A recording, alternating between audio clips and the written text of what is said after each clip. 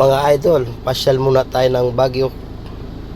Yan, kukunan muna natin ng view. Yan, ang ganda, di ba?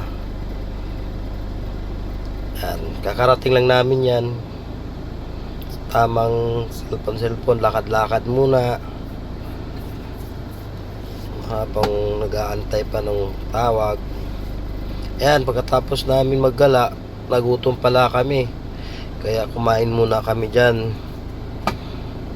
Yan, tamang kan lang para hindi naman nila isipin na first time natin kumain sa mga ganang pagkainan. Tamang luto lang. Yan pala, sobrang dami kong nakain dyan kasi nga first time dapat susulitin natin lahat ng pagkain tinikman.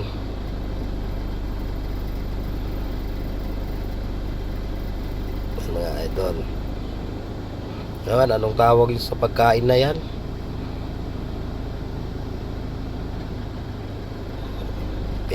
Pinalaksan ko yung apoy dyan kasi tagal maluto gutom na kami Yung kasama ko hindi na nakapag-antay, kumain na.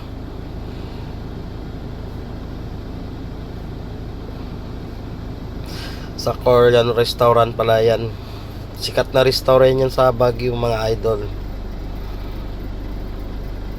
Yan. Tagal namin nakakain dyan. Tagal pala maluto.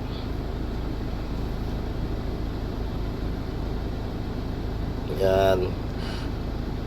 Tamang ukay-ukay lang.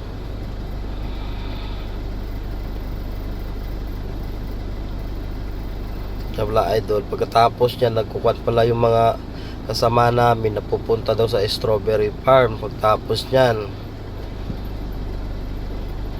yan, tamang ukay-ukay lang. Pero gutom na ako dyan sa mga oras na yan, mga idol.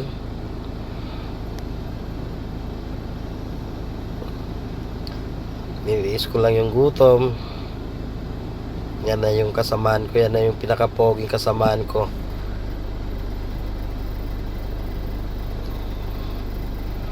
Idol, gutom na.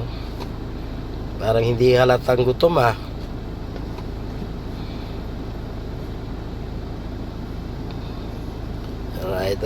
Yan, hindi ko na tinapos. Tapos yan, pumunta na kami dyan sa strawberry farm. Yan mga idol, lalaki ng mga strawberry, tatamis pa. Kaya kung pupunta kayo ng Baguio, sulit nyo talaga. Hindi kayo magsisi.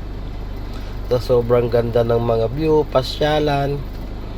Yan, yung nag-guide sa amin siya ng bait ni Manang. Kaso ayaw niya magpakuha ng video, takot tago siya ng tago.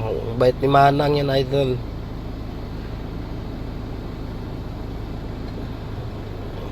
Tingnan mo, ang pupula ng mga strawberry, ang lalaki pa. Mga idol. Yan idol, tatapusin ko na. Thank you.